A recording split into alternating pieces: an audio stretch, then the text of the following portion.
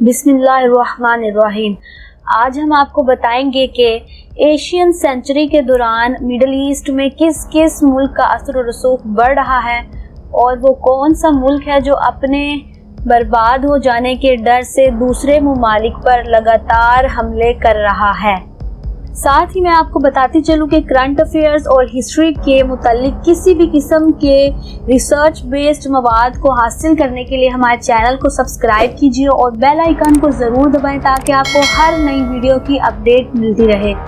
अस्सलाम वालेकुम, मैं हूँ आपकी होस्ट और आप देख रहे हैं नब्ज़े जहान। मिडल ईस्ट में बदलती हुई ताकतों और नए रूनुमा होने वाले वाक़यात के बारे में जानने के लिए हमारी वीडियो को आखिर तक ज़रूर देखें।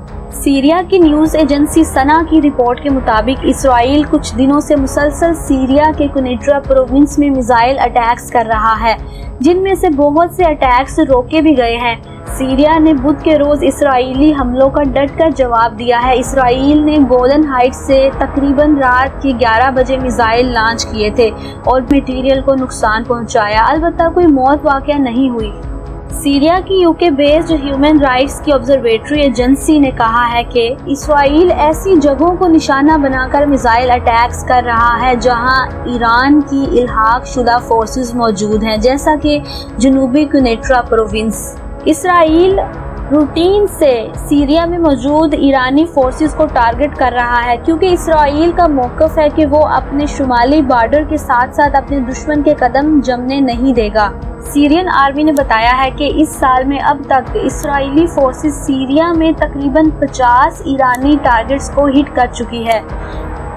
7 जनवरी को इसराइली रेड्स के नतीजे में जनूबी सीरिया में दमिश्क के जनूब में ईरान से इल्हाक शुदा फोर्सेस के 3 जांबाज मारे गए थे।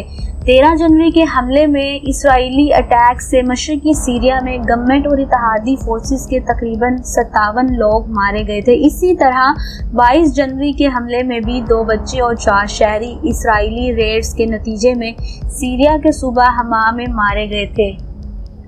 ईरान की इल्हाक शुदा फोर्सेस में ईरान की अपनी मिलिट्री के लोग होने के साथ साथ और भी बहुत से ममालिक के लोग शामिल हैं, जैसा कि लेबनान के हिजबुल्लाह के लोग भी इन फोर्सेस का हिस्सा हैं, जो कि बशार अल असद की हिमायत में ईरान की तरफ से सीरिया में लड़ते हैं। इसराइल पर लेबनान की एयर स्पेस को क्रॉस करने का भी इल्ज़ाम है क्योंकि लेबनान और इसराइल की रोज़मर्रा की छोटी मोटी झड़पों के दौरान भी इसराइल के तैयारे लेबनान के शहर बैरूत के ऊपर से गुजरते दिखाई दिए। इसराइल पिछली दहाई से सीरिया में ईरान के बढ़ते हुए असर रसूख को ख़त्म करने की कोशिशें कर रहा है और अब इसराइल की जानिब से ईरानी इल्हाक शुदा फोर्सेस पर लगातार अटैक्स ईरान के लिए एक बड़ा चैलेंज बनते जा रहे हैं। ईरान बशार अल असद का एक बड़ा हामी है और दुनिया की तरफ से बशार अल असद पर लगाए गए केमिकल अटैक्स के इल्ज़ाम को झूठा करार देता है। इसीलिए ईरान ने 2011 से ही सीरिया में बशार अल असद की हिमायत के लिए अपनी बड़ी फोर्सेस बिठा रखी है। ईरान की सीरिया में इस मौजूदगी को इसराइल अपने लिए बड़ा खतरा समझता है। अगरचा इसराइल खुद को शाम की जंग में न्यूट्रल या गैर जानिबदार कहता है, लेकिन 2012 से अब तक इसराइल सीरिया में ईरानी अड्डों पर लातादाद हमले कर चुका है। ये इसराइल की एक स्ट्रेटजी है जिसके ज़रिए वो ईरान पर जगह जगह हमले करके उसके बढ़ते हुए असर रसूख को बिल्कुल ख़त्म कर देना चाहता है। ईरान के लिए शाम का इलाका इस कदर अहमियत क्यों रखता है, आइए आपको इस बारे में भी बताते हैं। ईरान के लिए शाम बहुत ज़्यादा अहमियत का हामिल इलाका है। इसकी अहमियत की 4 बड़ी वजूहात हैं। नंबर 1, ईरान चूँकि एक शिया मुल्क है और शाम में मौजूद कुछ मकामात शिया मज़हब के लिए बहुत अहम हैं। ईरान किसी सूरत उन मकामात को दाइश या किसी भी फ़ौज के हाथों मिस्मार नहीं होने देगा। नंबर 2, शाम मिडल ईस्ट में बहुत अहम मकाम पर वाक़या है। मिडल ईस्ट में असर रसूख बढ़ाने के लिए शाम में मौजूदगी ईरान के लिए बहुत फ़ायदेमंद है। नंबर 3, सीरिया और इसराइल के बॉर्डर्स का एक होना भी इसकी एक बड़ी वजह है। चूँकि ईरान खिते में इसराइल का सबसे बड़ा दुश्मन है, इसलिए अपने दुश्मन के अतराफ़ में मौजूद रहने के लिए शाम का इलाका ईरान के लिए एक बेहतरीन मकाम है।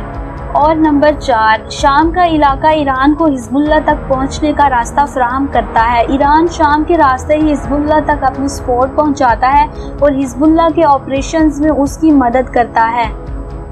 اگر شام میں بشار الاسد کی حکومت گر جائے تو خطے میں ایک انتہائی اہم علاقہ ایران کے ہاتھ سے نکل سکتا ہے، اور یہ بات حزب اللہ کو لاجسٹیکل سپورٹ فراہم کرنے کے راستے میں بھی ایک بڑا چیلنج بن سکتی ہے۔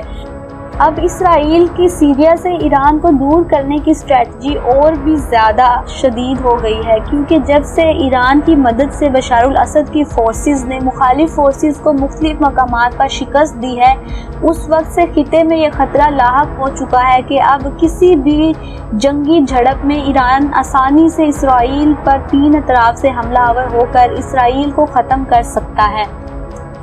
اور اگر اس طرح کی صورتحال لاحق ہوتی ہے تو پھر اسرائیل کو ایران سے 3 مقامات پر مقابلہ کرنا ہوگا۔ نمبر 1، شام کے بارڈر پر ایران سے الحاق شدہ فورسز کے ساتھ۔ نمبر 2، شمال میں لبنان کے بارڈر سے حزب اللہ کے ساتھ۔ نمبر 3، جنوب میں غزہ کے بارڈر پر حماس کے ساتھ۔ اور یہ تینوں اطراف ہی ایران کے ہیں، کیونکہ حزب اللہ اور حماس دونوں ہی ایران سے تقویت حاصل کرتے ہیں۔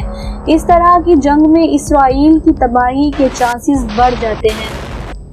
اس ساری صورتحال کو مد نظر رکھتے ہوئے اسرائیل پچھلے کچھ عرصے سے ایرانی الحاق شدہ فورسز کو بار بار ٹارگٹ کر رہا ہے، جیسا کہ Israeli army chief of staff general Aviv Kochavi نے بتایا کہ 2020 کے سال میں اسرائیل نے اپنے خفیہ آپریشنز کے علاوہ 500 سے زیادہ مقامات پر ایران کے خلاف حملے کیے ہیں۔ نادر ہاشمی، جو کہ یونیورسٹی آف دنویر میں Centre of Middle East Studies کا ڈائریکٹر ہے، اس نے اپنے تجزیے میں لکھا ہے کہ اسرائیل دراصل اپنے خفیہ حملوں کے ذریعے ایران کو جوابی حملہ کرنے پر ابھار رہا ہے تاکہ امریکہ مداخلت کرے اور ایران پر حملہ کرے۔ اس نے مزید کہا ہے کہ ایران اپنی انٹیلیجنس کے ذریعے پہلے سے اندازہ لگا لیتا ہے کہ اسرائیلی اٹیک سے کسی بھی جگہ پر کس قدر نقصان ہو سکتا ہے، پھر اس نقصان کو روکنے یا کم کرنے کے لیے ضروری اقدامات کر لیتا ہے۔ ایران کا مقصد شام میں صرف فورسز کے ذریعے مضبوط ہونے کا نہیں، بلکہ الجزیرہ کی رپورٹ کے مطابق ایران نے شام میں تعلیمی نظام پر بہت زیادہ انویسٹ کیا ہے۔ ایران نے شام میں ہائی سکولز اور یونیورسٹیاں بھی تعمیر کروائی ہیں۔ اس کے ساتھ ساتھ ایران نے کرونا وائرس سے بچاؤ کے لیے شام میں کووڈ ویکسینز اور ماسک تقسیم کرنے کے لیے میڈیکل سینٹرز بھی بنوائے۔ ایران کے پاس اس بات کا کافی تجربہ ہے کہ وہ ایک خاص حکمت عملی کے ذریعے مختلف ممالک کی تہذیب میں سرایت کر سکتا ہے۔ جس طرح ایران نے لبنان میں آہستہ آہستہ اپنی انقلابی آئیڈیالوجی اور اسلامی تہذیب متعارف کروائی اور کچھ ہی عرصے میں لبنان کے لوگوں کے دماغ میں ایران بسنے لگا، اسی طرح ایران کی انقلابی آئیڈیالوجی کا اثر فلسطین، عراق، یمن، پاکستان، انڈیا اور افغانستان کے کچھ حصوں میں بھی نظر آتا ہے۔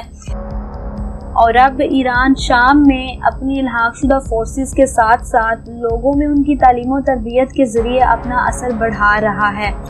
ایران اپنی اس حکمت عملی کو انجام دینے اور فوجی موجودگی کے لیے بلینز آف ڈالرز خرچ کرتا ہے، جبکہ ایران کی اپنی معاشی صورتحال بہت خراب ہے۔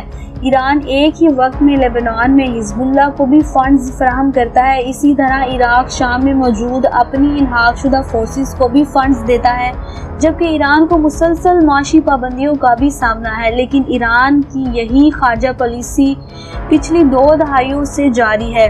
ایرانی اس خارجہ پالیسی کو اپنے انقلاب کا منشور مانتے ہیں، کیونکہ یہ خارجہ پالیسی اور یہ نظریہ ان کے انقلاب نے ہی ان کی نئی نسل کے دماغوں میں بھرا ہے، کیونکہ اپنے نظریے کے ذریعے دنیا کو فتح کرنے اور مغرب کو منہ کے بل گرانے کے جذبے سے سرشار ایرانی مسلمانوں کو اب نہ کسی معاشی پابندی کی پرواہ ہے اور نہ ہی کسی حملے کی، اور پچھلے 40 سال سے دنیا کی سخت ترین پابندیوں کو برداشت کرنے اور کسی بھی جانی اور مالی نقصان کی پرواہ نہ کرنے والے ایرانی مسلمان اب دنیا کی بڑی طاقتوں کے لیے ایک بڑا سردرد بنے ہوئے ہیں۔